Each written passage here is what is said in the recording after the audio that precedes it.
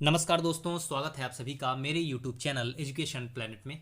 दोस्तों, हम मध्य प्रदेश शिक्षक भर्ती पात्रता परीक्षा वर्ग 3 में पर्यावरण के लिए MP बोर्ड की कक्षा 3 की बुक की रीडिंग कर रहे हैं, जिसमें हमने शुरू के 9 चैप्टर कंप्लीट कर लिए हैं, जिसके वीडियो आपको हमारे YouTube चैनल पर मिल जाएंगे और PDF आपको टेलीग्राम चैनल पर उपलब्ध करा दिया गया है। आज हम चैप्टर 10 या अध्याय 10 की रीडिंग करेंगे, जिसका नाम आप अपनी स्क्रीन के ऊपर देख पा रहे होंगे, जिसका नाम है स्वास्थ्य और सफाई। तो आइए हम अपनी रीडिंग की शुरुआत इस चैप्टर से करते हैं। पाठ 10 स्वास्थ्य और सफाई। इसमें हम क्या क्या पढ़ने वाले हैं पहले वो देख लेते हैं। शरीर के विभिन्न अंगों की देखभाल एवं साफ सफाई करने की क्या आवश्यकता है। शरीर के विभिन्न अंगों की साफ सफाई करने के क्या क्या तरीके हैं। अच्छी आदतें और व्यक्तिगत स्वच्छता का उत्तम स्वास्थ्य से क्या संबंध है। अपनी व्यक्तिगत वस्तुएं, घर, विद्यालय में अपने परिवेश को साफ सुथरा रखने के प्रमुख तरीके, ये हम पढ़ने वाले हैं। बच्चों, पाठ 2 में आपने पढ़ा कि हमारा शरीर विभिन्न अंगों से मिलकर बना है। सभी अंग अलग अलग कामों को करते हैं।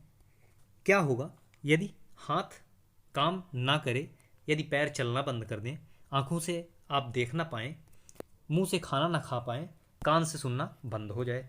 आप समझ ही गए होंगे कि शरीर के प्रत्येक अंग का अपना अपना महत्व है। यदि आप स्वस्थ रहना है तो सभी अंगों को अपना अपना कार्य सही तरीके से करना क्या है, आवश्यक है। शरीर के विभिन्न अंगों को सुचारू रूप से कार्य करने के लिए उन्हें साफ और स्वच्छ रखना आवश्यक है। तो दोस्तों, हम इन अंगों के बारे में क्रमशः आँख, कान, हाथ, पैर, मुंह और नाक की साफ सफाई कैसे की जाती है, इनके बारे में आगे की स्लाइड में पढ़ने वाले हैं। तो आइए देखते हैं। इसके पहले हम एक छोटी सी कविता जो कि इस में दे रखी है वो पढ़ते हैं। आइए देखें इन्हें कैसे साफ एवं स्वच्छ रखा जा सकता है। बड़े सवेरे हम उठ जाते, उठकर हम सब शौच को जाते, घिस घिस कर मंजन करते, मंजन कर कुछ खाते पीते, फिर मल मल कर खूब नहाते, कंघी कर साला को जाते। इस कविता के आधार पर बताइए कि आप रोज़ सुबह उठने से लेकर रात तक किन किन कामों को करते हैं और उन कामों को करने में आपको किन किन अंगों की सफाई होती है। नीचे दी गई तालिका में लिखिए काम का नाम, साफ होने वाले अंग का नाम। तो मुंह धोने से मुंह की सफाई होती है, मंजन करने से दांतों की, कंघी करने से बालों की और नाखून काटने से हमारे हाथों और नाखूनों की सफाई होती है। मुंह को साफ करने के जो तरीके हैं वो दिखाया गया है। मुंह हमारे शरीर में महत्वपूर्ण अंग है, जिसके अंदर जीभ एवं दांत होते हैं।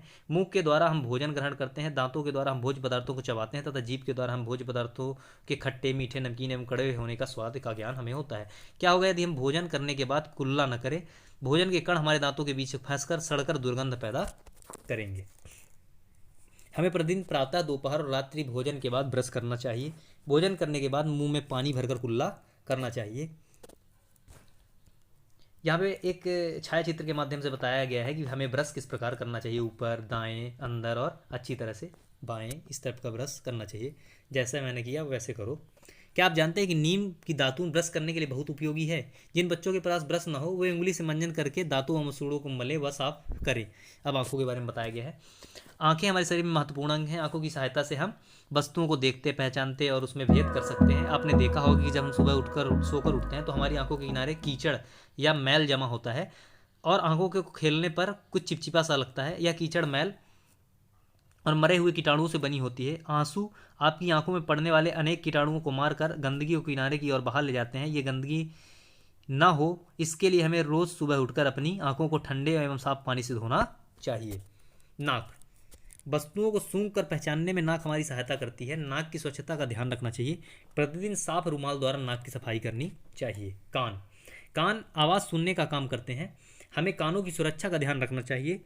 इनकी सफाई के लिए माचिस की तीली आदि को कान में नहीं डालना चाहिए। मम्मी पापा को बतलाकर रुई से साफ करना चाहिए। प्रत्येक अंग की साफ सफाई के साथ साथ हमें पूरे शरीर की भी साफ सफाई एवं देखभाल करना चाहिए। किस तरह की साफ सफाई करनी है, इस टाइप का करना है और ये चीज़ें नहीं करनी है। आइए इस संबंध में एक गीत गाएं। साफ करो नित साफ करो, मैल पसीना साफ करो, मल मलकर तुम खूब नहाओ, अपनी काया साफ करो। कानों के पीछे और भीतर, पेट, पीठ, गर्दन के पास, मिट्टी, धूल, गंदगी को तुम मलो हाथ से साफ करो। हाथ पैर की उंगलियों में, बाँह और पैरों के नीचे, नाक और आँखों के पास साफ सफाई खूब करो। इस कविता में आए हुए व्यक्तिगत स्वच्छता के बिंदुओं की सूची बनाइए कि आप किन किन अंगों को आप डेली, इन कविता में जो जो अंगाएँ हैं जिनकी साफ़ सफाई आप भी करते हो, वहाँ पे इनको यहाँ पे लिखना है। छोटे बच्चों के लिए है ये, स्किप कर सकते हैं आप चाहे तो। हमें व्यक्तिगत स्वच्छता के लिए प्रतिदिन क्या करना चाहिए? प्रतिदिन नहाना चाहिए। त्वचा में जहाँ मोड़ होते हैं वहाँ गंदगी जमा होती है, इन जगहों पर अच्छी तरह साफ सफाई क्या करनी चाहिए? करनी चाहिए। कानों के पीछे और भीतर के मोड़ों को अच्छी तरह से साफ सफाई करनी चाहिए। आंखों को पानी छींटे मारकर साफ करना चाहिए। बाहर से घर आने के बाद हाथ पैर धोना चाहिए। खाने के पहले एवं बाद में हाथ धोना चाहिए। बालों को अच्छी तरह से धोना चाहिए। बालों में तेल लगाकर कंघी करना चाहिए। अपने नाखूनों को साफ और छोटे रखने चाहिए। नाखून को सप्ताह में एक बार अवश्य काटना चाहिए। दांतों से नाखून कभी भी नहीं काटना चाहिए। साफ धुले कपड़ा पहनना चाहिए। साफ वातावरण में खेलना चाहिए। चप्पल पहनना चाहिए। नीचे दिए गए चित्र में बच्चे किन किन अंगों की सफाई कर रहे हैं ये लिखना है। तो यहाँ पे ये बालक है जो कि दांत साफ कर रहा है। यहाँ पे ये अपने पूरे शरीर को सफाई कर रहा है। यहाँ पे एक लड़की है जो मुंह साफ कर रही है, और ये एक बच्चा है जो दांतों को अपने नाखूनों को काट रहा है। अच्छी आदतें।